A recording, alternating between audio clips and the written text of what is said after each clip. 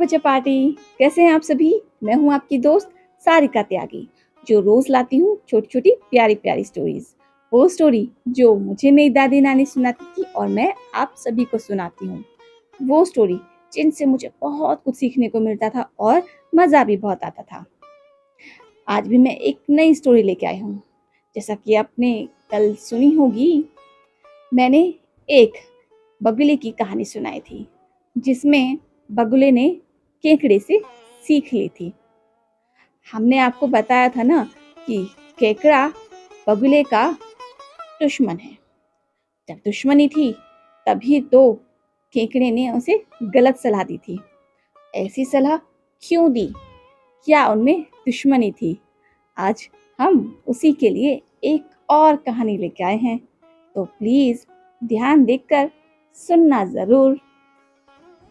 एक वन प्रदेश में एक बहुत बड़ा तालाब था। हर प्रकार के जीवों के लिए उसमें भोजन सामग्री होने के कारण वहाँ नाना प्रकार के जीव, पक्षी, मछलियाँ, कछुए और केकड़े निवास करते थे। पास में ही बगुला रहता था, जिसे परिश्रम करना बिल्कुल अच्छा नहीं लगता था। उसकी आंखें भी कमजोर थीं। मछलियां पकड़ने के लिए तो मेहनत करनी पड़ती है ना, जो उसे करती थी। इसलिए आलस के मारे वह प्राय भूखा ही रहता। एक टांग पर खड़ा यही सोचता रहता कि क्या उपाय किया जाए कि बिना हाथ पैर हिलाए रोज भोजन मिल जाए। एक दिन उसे एक उपाय सूझा, तो वह उसे आजमाने बैठ गया। एक दिन बगुला नदी के किनारे खड़ा हो गया और लगा आंसू बहाने। तभी वहां एक केकड़ा आ गया। केकड़े ने बगुले को आंसू बहाते हुए देख लिया और उसके पास पहुंच गया। उसने बगुले से पूछा कि मामा, क्या बात है? तुम मछलियों के शिकार के बजाय खड़े होकर आंसू क्यों बहा रहे हो? बगुले ने जोर की हिचकी ली और भर्राए गले से बोला, बेटे, बहुत कर लिया मछलियों का शिकार। अब मैं यह पाप कार्य नहीं करूंगा। मेरी आत्मा जाग उठी है, इसलिए मैं निकट आई मछलियों को भी नहीं पकड़ रहा हूँ। तुम तो देख ही रहे हो ना। केकड़ा बोला, मामा, शिकार नहीं करोगे, कुछ खाओगे नहीं तो मर नहीं जाओगे। बगुले ने एक बार फिर से हिचकी ली और बोला, ऐसे जीवन का नष्ट हो जाना ही अच्छा है बेटा, और वैसे भी हम सबको जल्द ही मरना भी है। मुझे ज्ञात हुआ है कि जल्दी ही 12 वर्ष का सूखा पड़ने वाला है। बगुले ने केकड़े को बताया कि यह बात उसे एक त्रिकालदर्शी महात्मा ने बताई है, जिसकी भविष्यवाणी कभी गलत नहीं होती। केकड़े ने जाकर सबको बताया कि कैसे बगुले ने बलिदान व भक्ति का मार्ग अपना लिया है और सूखा पड़ने वाला है।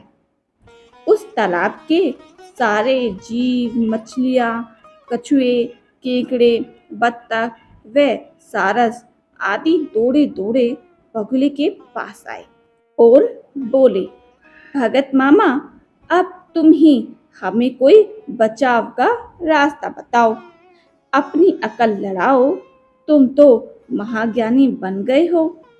बगुले ने कुछ सोचकर बताया कि वहां से कुछ कोस दूर एक जलाशय है, जिसमें पहाड़ी झरना बहकर गिरता है। वह कभी नहीं सूखता। यदि जलाशय के सब जीव वहां चले जाएं, तो बचाव हो सकता है। अब समस्या यह थी कि वहां तक जाया कैसे जाए। बगुले भगत ने यह समस्या भी सुलझा दी। मैं तुम्हें एक एक करके अपनी पीठ पर बिठाकर वहां तक पहुंचाऊंगा, क्योंकि अब मेरा सारा शेष जीवन दूसरों की सेवा करने में ही तो गुजरेगा।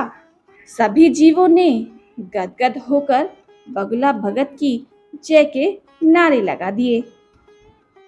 अब बगुला भगत के वो 12 हो गए।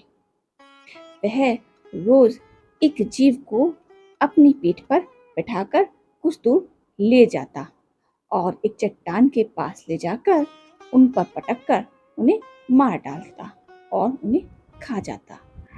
कभी मूड हुआ तो भगत जी 2 फेरे भी लगाते और 2 जीवों को चट कर जाते।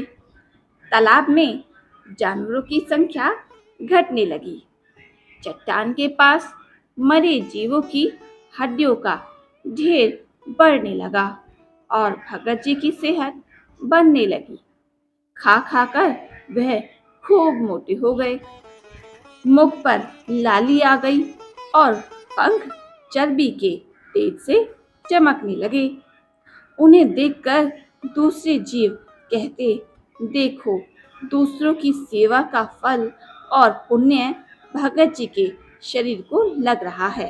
बगुला भगत मन ही मन खूब हंसता। वह सोचता कि देखो, दुनिया में कैसे कैसे मूर्ख जीव भरे पड़े हैं जो सबका विश्वास कर लेते हैं। ऐसे मूर्खों की दुनिया में थोड़ी चालाकी से काम लिया जाए तो मजे ही मजे हैं। बिना हाथ पैर हिलाए खूब दावत उड़ाई जा सकती है।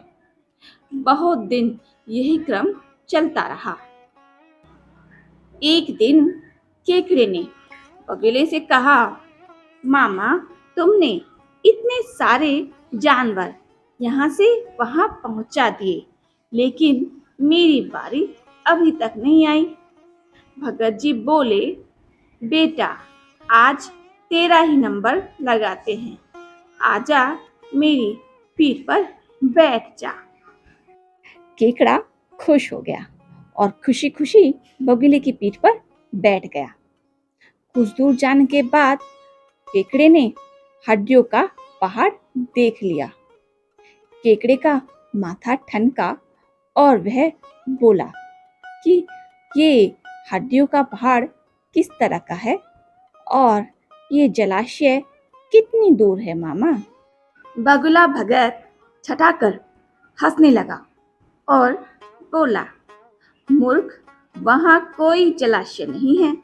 मैं एक एक को उठाकर अपनी पीठ पर बिठाकर यहाँ लाकर खाता रहता हूँ। आज तू मरेगा। केकड़ा सारी बात समझ गया। वह सिहर उठा, परंतु उसने हिम्मत न हारी और तुरंत अपने पंजों को आगे बढ़ाकर उनसे दुष्ट बगुले की गर्दन दबा दी और तब तक दबाए रखी जब तक उसके प्राण पखेरु न उड़ गए। फिर केकड़ा बगुले भगत को कटा सिर लेकर तालाब पर लौटा और सारे जीवों को उसकी सच्चाई बता दी कि कैसे दुष्ट बगुला भगत उन्हें धोखा देता रहा है। तो बताइए बच्चा पार्टी, कैसी रही आज की स्टोरी? थी ना मजेदार? पता चला ना कि केकड़े में और बगुले में क्यों दुश्मनी है। भाई, बगुला भी कम नहीं था। अपनी पेट पूजा के लिए उसने सारे जीवों को खत्म कर दिया और अगर केकड़ा सही टाइम पर सही फैसला नहीं लेता तो उसका भी काम तमाम हो जाना था। अब समझ में आया ना? और बताइए कि इससे हमें क्या शिक्षा मिलती है? हमें शिक्षा मिलती है कि किसी की भी बातों को बिना सोचे समझे विश्वास कर लेना अच्छी बात नहीं। आप किसी पर भी विश्वास करें, पहले सोचिए, समझिए और फिर फैसला लीजिए। ऐसे ही बगली ने किया था और ऐसे ही और सारे जीवों ने किया। तो इसी तरह अच्छी अच्छी प्यारी प्यारी कहानियाँ सुनते रहिए। हॉलीडेज स्टार्ट हो गए हैं ना, तो मज़े लीजिए अपने हॉलीडेज का और हमारी कहानियों का भी। कल फिर मिलेंगे एक नई स्टोरी के साथ। तब तक के लिए बाय बाय।